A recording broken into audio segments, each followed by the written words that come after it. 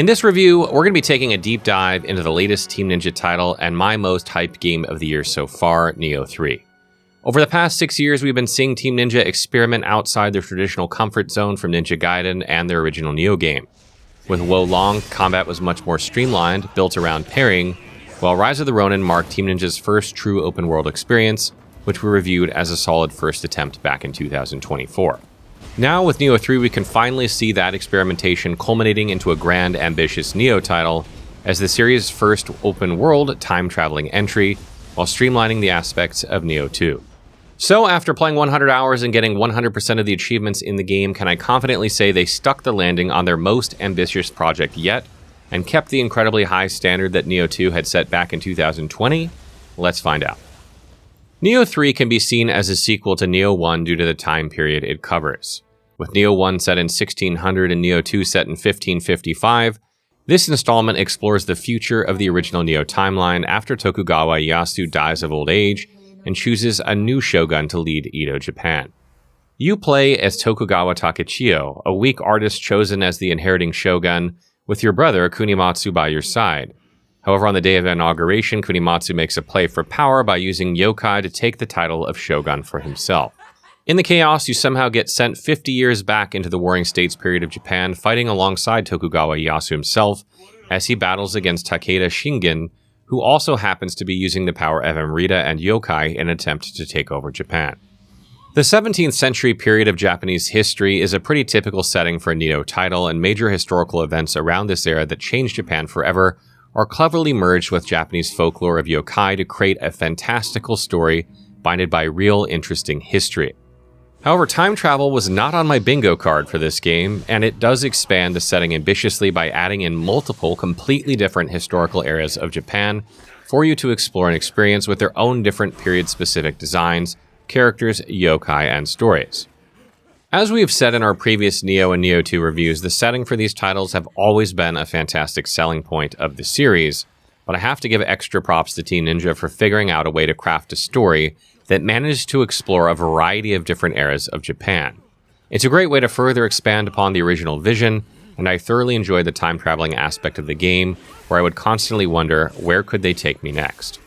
When it comes to the story, in typical Nioh fashion, it can be a little rough around the edges. It's somewhat predictable on its beats, cliché in its message, and very convoluted. All of the exposition and background explanation is compiled into encyclopedia rather than delivered in cutscenes or dialogue. This is especially the case when it comes to the real historical events that the game explores. It almost feels like they expect the player to be well-versed in multiple different eras of Japanese history, with very brief summarizing of the current situation in about 30 seconds for each era, then leaving it up to the player to read walls of text to actually understand what's going on. This is somewhat understandable, as players may not want to attend a history lecture to play this game, but there's so little to go on that if you do not spend some time reading or have some knowledge from previous or similar games, you'll probably have little clue as to why these factions are at war. Despite the lack of historical context, the story does follow its own narrative that is not as complex and can be largely followed by cutscenes as long as your objective is just to get to the next yokai. The overarching theme of greed, envy, and obsession presented through rivalry conflicts throughout Japanese eras was also done fairly well, and I could see what they were going for. The only huge peeve I have about the story is the main protagonist, Tokugawa Takechiyo. In Nioh 2, you played as a half yokai with no clue of your own backstory, so creating a character of any gender or race felt believable. In Nioh 3, you literally play as an upcoming shogun in the Tokugawa family, so there's not much wiggle room, and you practically have to pick a male Japanese-looking character if you want to truly fit in with the story dynamic and not look completely out of place in the game. Additionally, the character creator itself is surprisingly lackluster for what I've come to expect from a Team Ninja title, so it's overall a step back from Nioh 2. Overall, the story is passable, the character creator did not meet my expectations, but the main highlight was always going to be the incredible setting that they have crushed for almost a decade since Nioh 1, and the representation of several centuries of Japanese history delivers everything I could have hoped for. Moving on from the story and setting, let's now take a look into the real reason why everyone came to this review, the gameplay. The Nioh series has garnered a reputation for having some of the best combat in the gaming industry, while also boasting a huge array of build possibilities and player agency for combat approaches. Alongside that, Nioh 3 now also has entire open-world maps to explore and unlock new gear and skills and items that make you stronger. Let's go over the basic gameplay loop you can expect in Nioh 3. At the very start of the game, after the tutorial, you're dropped off in the middle of the first open-world environment with the main quest marker more than a zone and a half away from you. And the game just telling you to go, basically. You're immediately free to explore the Warring States period of Japan and what it has to offer, which usually kicks off with the Yama Inu in the first village, tearing you a new one. Once you're done with that, you'll start finding skills from chests, valuable items from corpses, or massive yokai wandering the map, guarding shiny loot. You'll also be introduced to the side activities as you find them, which can include chasing scampuses, finding hidden kodama, shooting down Chijiko, and praying at Jizo statues, all of which give you valuable active skills, and passive bonuses. These systems and additions are drip-fed to the player, setting a good tempo for beginners and slowly easing you into the massive, complex world of Nioh build customization. In a way that feels similar to Elden Ring, finding these valuables in the open world can feel rewarding and exciting, as you may pick something up, look at the name and wonder, oh, that sounds awesome, then realize from the description that it fits your exact playstyle and makes a massive improvement to your build. When that happens, it feels phenomenal and encourages you to explore the world more, since you feel rewarded through exploration. The design of the open world maps feel like a giant level bursting with tons of opportunities for finding these possible items and skills that enhance your gameplay. Unlike something like Assassin's Creed, the maps are somewhat linear and don't exactly feel like an open world, but the layout does encourage exploration without being stuffy, which feels like it has a good balance of diverging paths and linearity to guide you without becoming stale. This means that once you start to get into the game after the first Crucible main quest, you'll enter a super addictive loop. You choose any zone within your level to visit, explore it carefully, figuring out the new enemies and being distracted by loot and activities, level up at shrines, etc. until you run into the serious confrontation of the zone that tests your capabilities. To succeed at these challenges, you not only need the proper equipment from exploration, but also a mastery over the combat that you slowly gain from the variety of enemies that Team Ninja throws at you. So let's discuss the combat system and how deeply it really goes. Combat is the core of any Nioh title, or any Team Ninja title for that matter, and has only gotten better with each passing iteration. Nioh 2 added burst counters, yokai abilities, and more expressive builds to an already fantastic combat system, and Nioh 3 is no exception with a massive expansion in the combat depth and diversity of options. The core of where Nioh 3 builds on Nioh 2 is by splitting 14 weapons into the two different interchangeable styles, Samurai style and Ninja style. Samurai style is your typical Nioh experience with some extra systems added on top. You have your ki pulsing, purification, and 3 stances with different skills available to each stance. Building on top of that, you have an arts gauge on the bottom right to super enhance combos that you create yourself to maximize their effects, and then a brand new built-in deflection system. With deflection, parrying has finally become an actual playstyle in Nioh 3. We saw it coming with how Wo Long was designed as a parry-focused game, but I did not expect it to come out as clean as it did in Nioh 3. Ninja style borrows some elements from Nioh 2 and packs them all into a secondary optional playstyle that you can switch to on a whim. The fast weapons such as split staves, dual swords, or claws have been put into this style, paired with lower ki consumption, brand new airborne attacks, more nimble evades, and double damage when attacking from behind. To make getting behind enemies easier instead of a ki pulse, Ninja style has Mist, which evades in any direction after an attack, making the style hyper-aggressive and high-risk, high-reward, since there is no way to recover ki in this form or purify yokai realm, except for letting it recharge over time. The other system ported to this style was Ninjutsu, which has been streamlined. Instead of a shortcut hotkey, Ninjutsu have their own keybinds for ninja style and are no longer only replenishable at a shrine. You can now attack enemies to slowly recharge them. Overall, at first glance, a lot of people, including myself, were skeptical about this style switch system. Staying in Samurai style is the most comfortable option for veterans, and Ninja style doesn't offer the variety of skills that having 3 stances provides. However, learning how to switch between these 2 stances will raise the skill ceiling to an absurd limit, allowing you to do so much more with the combat and overall enhancing your experience. As you begin polishing your playstyle for both forms, you'll notice yourself finding the special tempo to your actions and start to click with combat. At this point, you'll start absolutely demolishing bosses. To give my personal experience, I played the Switchglaive and Split Stave for my playthrough. With the Switchglaive, at first I just used one skill called Cyclone on high stance that did the trick for most enemies. As I began playing more, I found out that there's a pretty good skill for the low stance, which is a kick attack. Then I learned that swapping the stances extends the combo with an attack specific for Switchglaives. Then I started throwing out mid-stance attacks in the middle of my strings. By the end of the game, I had a massive combo string ingrained into my brain with multiple variations, which included low stance kicking, smooth stance swapping for all stances, mid stance combos, cyclone, infinite attacks, and more. With the split staff, it felt mostly alien at first, with 90% of my gameplay dominated by switchglaive. At around a third of the way through the game, I realized the mobility was amazing to avoid huge AoE attacks in boss fights, or do a quick retreat. Then at the 50% mark, I learned how to effectively get behind enemies using skills and myths to get the full power of back attack key damage. By the end of the game, I was a solid 50-50 on ninja style and samurai style, destroying enemy key bars with ninja style and performing huge combos for big damage while in samurai style. There are of course other big systems at play here which I haven't mentioned yet, mainly soul cores and spirit guardian skills. Omnio magic has been streamlined from its own skill tree to replace the soul core system, meaning anyone can equip Omnio magic to get a summon or talisman or spells. The merging of soul cores and Omnio streamlines both the systems while keeping them very effective, and giving guardian spirits a new use via the spirit skills which replace the yokai shift skills from Nioh 2. Another way Omnio has blended in is the new weapon scaling, which no longer follows the Souls formula. Instead, it takes more of an MMO approach of these stats affect a weapon, but the highest of them you have is the one that will affect it most. This makes any build much more approachable as you feel more in control of the stats you can level.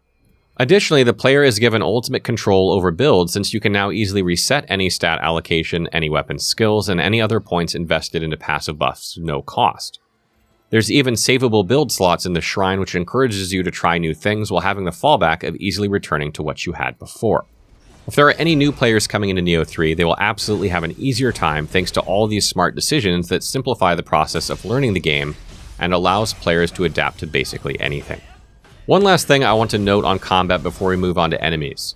Initially, I was worried by the constant repeats of previously seen yokai popping up, but over the course of the game, Team Ninja did a great job of supplying a decent variety of enemies with unique movesets for every zone. Even if some were repeated a lot, it never bothered me since I always felt like I was learning new things about the combat by training against the trash mobs. When it comes to bosses, you can expect exceptionally good boss design that encourages you to fully engage with the combat of the game. Exploration is a uniquely difficult part to nail in open world titles. Most open world activities in these games will feel like useless junk littered around the map with boring rewards that just serve to pad out the runtime of the game. With Nioh 3, I am happy to confidently say that this is not the case. Every single side activity on the map feels rewarding and different. Kodama will be in strange corners, hidden behind boxes, or even in wells. Scampuses guide you through new areas to find loot you may have missed. Chijiko float around in unexpected spots, and Jizo statues are sometimes missing a head that you must find and deliver. Completing the collectible for each zone of the map also feels rewarding. You'll get map exploration buffs, extra boost from Jizo and Kodama, special elemental skills from Chijiko, and skill points plus nearby items from Scampuses. There is of course more than that, such as secret walls called Nurikabe responding to gestures, hot springs giving you currency to buy skills from Sudama, and of course all the Crucible related areas on the map. My favorite of these are the lesser Crucibles, gauntlets which consist of 3 to 5 waves of enemies that test your combat prowess. Basically, any activity that involved an enemy was fun by default, simply because it always felt like I was learning more and more on how to navigate the combat of the game against different enemies in different environments. You can also expect side quests to lead you to certain areas for specifically challenging NPC encounters or battle scrolls, which take you back in history to specific locations to discover more lore about the game world. When it comes to the difficulty, you can honestly expect something quite similar to Elden Ring. You'll find that most of the challenges in the game are these huge enemies or boss fights rather than the world itself. Exploration serves as a means to an end where you can generally relax and peddle the Scampuses and Chijiko you like, while getting stronger and stronger for the next big upcoming challenge. This is a huge change from previous Nioh titles, which have always had this massive skill wall persistently throughout the game. Hell, in the start of Nioh 2, they put you against a Mizuki from the get-go to humble you. A lot of veterans may be upset by this, but rest assured that there will be plenty of challenge and skill show-off opportunities with the actual bosses in the game that are very well designed and sometimes a really hard check on your abilities. As a veteran myself, I want to stress that it felt nice to be able to relax in the downtime between these walls with casual exploration. You can't always go full throttle with these games for hours and hours, so it is definitely more accommodating. Now moving on to design, visual, and audio, I definitely have some mixed opinions. Firstly, I want to underscore this section with the fact that I love the art style for Nioh. Nioh 1, Nioh 2, and Nioh 3 all look fantastic in boss designs, spirit guardians, yokai, armor, and architecture. The gritty yet colorful palette brings out an ambience and atmosphere in Nioh that no other game can quite replicate. However, when it comes to the actual graphics, I'm still holding my ground that some games really need a graphical improvement. Obviously, Nioh is not a game that needs hyper-realistic Unreal 5 engine graphics, but some of these cutscenes literally look like they would be from a PS3 title.